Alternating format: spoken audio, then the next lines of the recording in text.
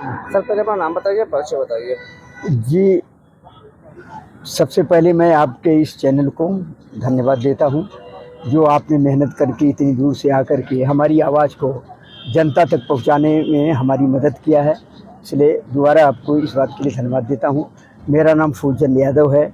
मैं उत्तर प्रदेश खेत मजदूर यूनियन का महासचिव हूं, भारतीय खेत मजदूर यूनियन का राष्ट्रीय सचिव हूं और भारतीय कम्युनिस्ट पार्टी का राज्य सचिव मंडल का सदस्य हूँ।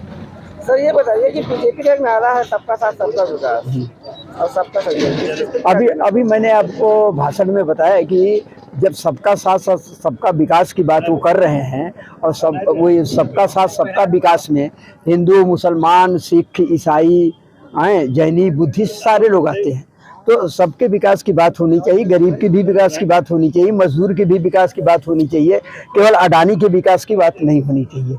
तो सबका विकास तभी होगा जब देश के सारी जनता को एक साथ लेके आप आगे बढ़ेंगे, तभी सबका साथ सबका विकास होगा।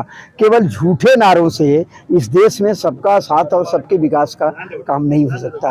एक तरीके से आप ये कर रहे हैं कि सबका साथ और सबका विकास के नाम पर एक ब्रांड बना रखा है। माइनॉरिटी के कुछ नेताओं को आपने ब्रांड बना रखा है, उनकी हत्या करवाई जा रही है केवल हिंदू वोटों को इकट्ठा करने के लिए, और जो दलित हैं, पिछड़े हैं, उनके घरों पर बुलडोजर चलाया जा रहा है। तो सब उजाड़ दिए जाएंगे। तो इस देश में सबका साथ सबका विकास का नारा, ये विकास का नारा नहीं बल्कि देश के विनाश का नारा है और बेईमानी का नारा है। ये भारतीय जनता पार्टी इस समय चल रहा है 9 साल बेमिसाल। आज प्रोग्राम भी हो रहा है और सबका नारा दिया जा रहा है। हम तो सवाल कर रहे हैं, इन्होंने कहा 9 साल बेमिसाल, और मैं कह रहा हूँ, देश की सरकार से कह रहा हूँ कि और देश की जनता से कह रहा हूँ, आरक्षण बचाओ, रोजगार बचाओ, संविधान बचाओ, भाजपा हटाओ और देश बचाओ, ये नारा हमने दिया है। देश में आरक्षण खत्म कर दिया इन्होंने। जब पब्लिक सेक्टर खत्म हो गया तो ऑलरेडी आरक्षण खत्म हो जाएगा, गवर्नमेंट सेक्टर खत्म हो जाएगा, तब भी आरक्षण खत्म हो जाएगा। 1931 में एक जनगणना आपने कराया था, तो बैकवर्डों की संख्या जो है 27% थी।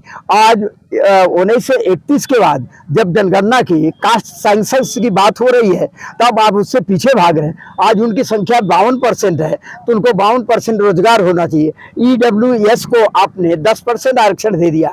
जब देश का संविधान कहता है कि 50% के ऊपर नहीं जा सकता, तो EWS को 10% आरक्षण मिल गया। तो अगर आरक्षण की बाउंड्री लाइन टूट गई तो पिछड़ों को ऑलरेडी 52% आरक्षण मिलना चाहिए। और देश के संविधान अगर नहीं बचेगा, देश के संविधान के खिलाफ ही जा रहे हैं। हमने अभी भाषण में कहा कि कह रहे हैं कि पाखंडवाद है। अगर ये संविधान पाखंडवाद है तो ये मनुवाद, जो मनुस्मृति है, जो मनुवाद है, उसको लागू करना चाहते हैं। तो वही ब्राह्मण छाती वैश्य शूद्र की बात करेंगे और हम पाषाण युग के चले जाएंगे, प्राचीन युग में चला जाएंगे, जहाँ बड़े बड़े रजवाड़े होंगे और रियाया होगी। फिर हम राजतंत्र के अंदर हमको लौटाना चाहते हैं, जो हमको मंजूर नहीं है। ये बताइए कि भारतीय जनता पार्टी के मुख्यमंत्री जो हैं वो कह रहे हैं इस बार की 80 की 80 सीटें जीत के जाएंगे यहाँ से। देखिए, कहने के लिए कुछ भी कह सकते। आप तो कहे थे कि कर्नाटका पूरा का पूरा जीत के ले जाएंगे, आपने कहा था हिमाचल हम पूरा का पूरा जीत के ले जाएंगे।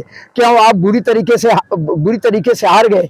और जब इन्होंने नारा दिया कि 80 की 80 सीट जीतेंगे, हिंदुस्तान के अंदर जितने उपचुनाव हुए हैं सब भारतीय जनता पार्टी हार गई है।